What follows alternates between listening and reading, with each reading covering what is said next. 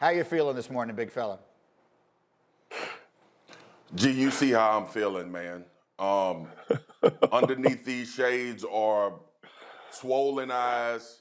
I was on that field last night taking the punches to the face, exactly with the Cowboys.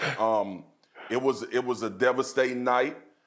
I got on Instagram last night and said, just turn it off, make it stop. We should have a running clock in the NFL for games like this. Because in my son Little League basketball and baseball, they have, they got in baseball, you got a 12-run rule in his age group, and in basketball, it's a running clock if you go up by 30. And that's exactly how I felt last night. And to be honest with you, G, when you look at the game in totality, man, what came to mind was how much Dak made up for the deficiencies on this team. That's all I could think about, including turnovers, because he turned the ball over and Zeke had fumbles when he was playing as well. But all of this was being hidden. Zach Martin was lost last night to a possible concussion, and now you're playing with an offensive line that's some spots 2 deep and 3 deep at the center spot.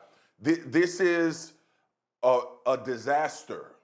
And Andy Dalton, we thought, was going to right the ship. And I picked the Cowboys to win the game because I thought they would be able to run the football. And obviously, their $90 million man who just fessed up to costing his team. And I don't know if that would have won the game if he wouldn't have had those 2 fumbles.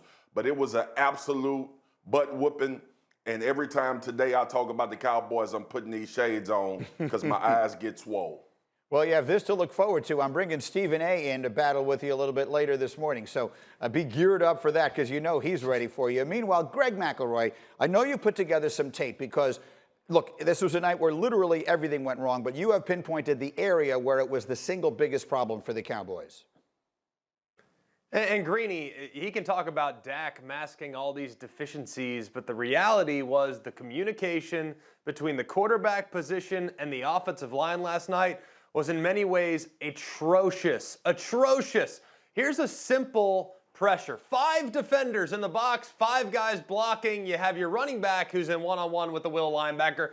The center has to see the fact that there is presence on the right. He's trying to push his right guard out. Budda Baker just runs through scot-free. Andy Dalton thinks he's protected, and he gets absolutely smoked. Doesn't matter if Dak's on the field for that. It's a sack. You got 4 guys left to the center here on the zone to the left. You have 3 blockers. You cannot run this play into a 4-man side. That is day 1 install. And Jeff Saturday, who was maybe the smartest player to ever play the center position, the looks that they constantly got were relatively simple to defend if you are the offensive line for the Dallas Cowboys. However, the communication between Andy Dalton and I think Greg just froze, but I think the whole world was just stunned by him calling Jeff the smartest offensive lineman he'd ever heard. But, Jeff, pick up the thought there one way or the other because he got most of the point out there, which was the offensive line was the problem last night. Jeff Saturday, what did you see? Yeah, it was a travesty, and the points he's making are could not be more truthful. Like if you look at it's such a simplistic defense that was being played against them, and it really is just counting, Greeny. I mean, when you talk about the blitzes that are getting home and the running to a weak side with 4 guys over there, I mean, it's literally basic counting, right? Count to 4. They got 1 more than us. We got to go the other way. When that guy's going to come and bring pressure, either he's got to throw it to the tight end or they got to slide to pick up that protection. But what we made this statement last week when Dak got hurt.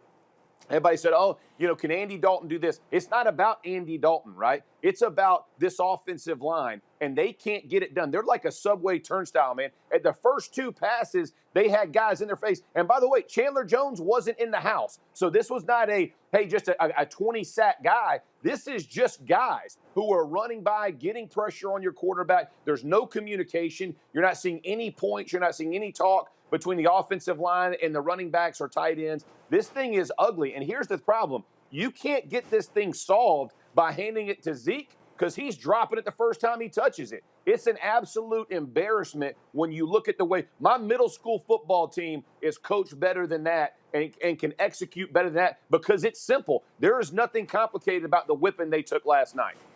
All right, Marcus, go ahead, Swagger. What do you got? Gee, did I make the point that Dak masked a lot of this stuff and Greg said he didn't? Yes. Do you So believe he did? Because that was going to be my next question to to you. Do you believe that Dak Prescott's agent was watching that game last night with a cigar in his mouth and champagne on the table saying, look what this offense looks like without my client? Marcus, yes or no? Gee, well, yes. Every man on this show, what the hell y'all think? Looking at that team last night, hey, I got something for you too. It ain't like this offensive line just got bad last night. They've been bad. That's right. And guess who been masking it? By avoiding rushes and avoiding sacks and avoiding pressure. His ankle was fractured because he was avoiding pressure and getting outside of the pocket because this offensive line ain't blocked nobody. What Andy Dalton went through is what Dak Prescott been going through the first few games of the season. This ain't changed. Ain't nothing different. Zeke been fumbling the ball and even overcoming his own mistakes and throwing interceptions. Every game before this, the Cowboys had a shot to win. We knew damn well they ain't had no shot to win this one last night.